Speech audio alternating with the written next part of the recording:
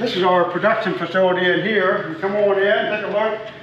This is the starting point for all of our recipes. This is our starting point. This is our cooker.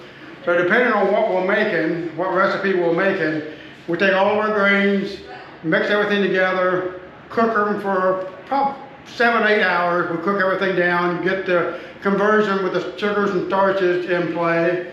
And then once it's fully cooked, we pump over the mash to these fermenting tanks over here.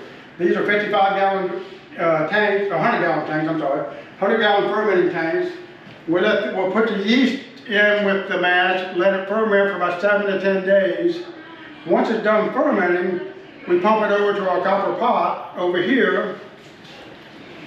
Now that looks like the traditional moonshine apparatus. This copper pot was handmade by Kevin Gordon out of Knoxville, Tennessee. Kevin, if you've ever seen the show Moonshiners, Kevin makes all the steel for the show Moonshiners. So the guys from the show introduced me to Kevin. He handmade this steel for us. It's 110-gallon copper pot steel. Why copper? What's that? Why copper? Copper is very good as far as, we'll put the mash in here, put the heat to it, but the copper as it goes through the copper pipe, it removes the sulfates from the alcohol. So it really cleans up the alcohol. All the traditionalists will use copper. Now some of the bit larger steels have stainless steel steels with maybe a copper arm. I like using copper for the whole process because I think it makes a cleaner product, a much better product. So there's a little chemical reaction you're counting on. Yeah, there's a lot of chemistry involved in moonshine, and you wouldn't think that because, you know, historically it's been done in the woods by the creeks, and it's hard to imagine these old hillbillies knowing that much about chemistry, but there's a lot of chemistry involved in making alcohol. So, but what happens is we put the mash in here, we heat it up to about 172 to 174 degrees, and what happens is the heat causes the alcohol vapors to separate from the liquid mash. So the alcohol vapors come up through here, travel through here, and this whole process is removing the sulfates from the alcohol. This is our thumper. And the good thing about a thumper is actually another distillation, because if we wanted to do, say we're going to do an apple brandy or add fruit to our product, we can actually put fruit inside the thumper here, and the mash, the vapors come down through here, and they kind of coagulate through the fruit here, comes back out this pipe. This is actually a whole nother distillation, comes out through here. We'll have cold water running through the worm here. This is our condenser. And the cold water causes the alcohol vapors to actually go back to liquid.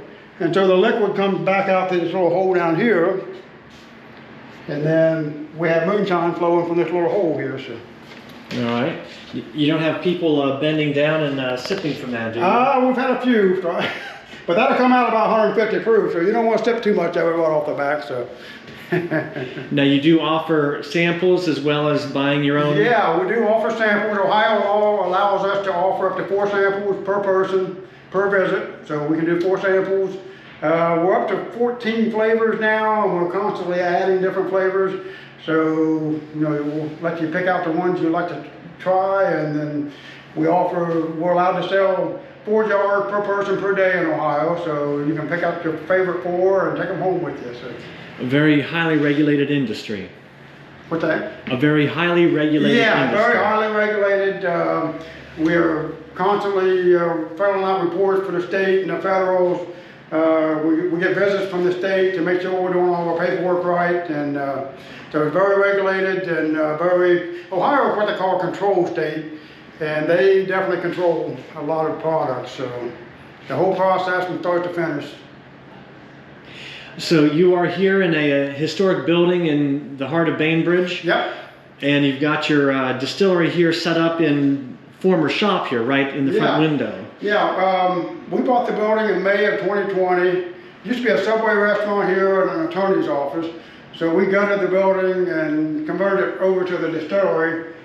And it's kind of funny because we didn't know it at the time, but my wife's great-great aunt actually built the building back in 1897. This was a lady's hat shop back in the late 1800s. So.